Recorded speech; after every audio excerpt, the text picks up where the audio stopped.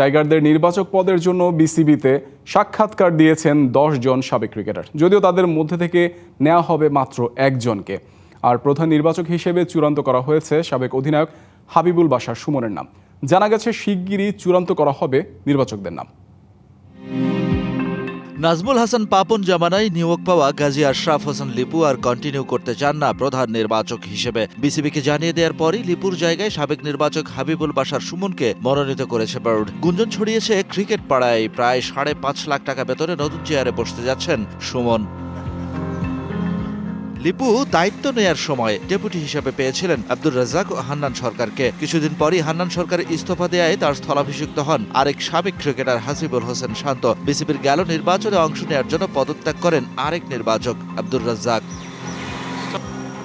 এক নির্বাচক পদের জন্য আবেদন করেন মোট 10 জন। এরই মধ্যে হয়ে গেছে সাক্ষাৎকার পর্ব। নির্দিষ্ট বোর্ডের কাছে সাক্ষাৎকার দিয়েছেন 9 আবেদনকারী। সাক্ষাৎকার পর্বে অনুপস্থিত ছিলেন একজন। সূত্র বলছে,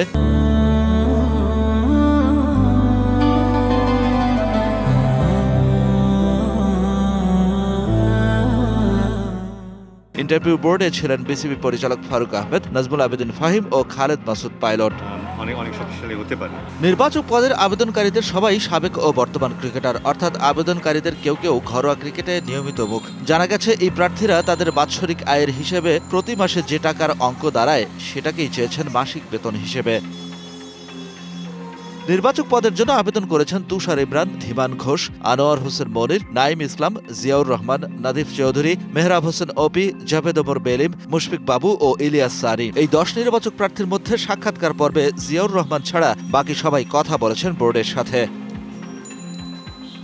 আবেদনকারীদের মধ্যে বর্তমানে বিসিবিতে কর্মরত আছেন একাধিক জন। বয়সভিত্তিক দলের নির্বাচক হিসেবে দায়িত্বে থাকায় এই প্রার্থীরা তাদের অভিজ্ঞতা কাজে লাগাতে চান জাতীয় দলে।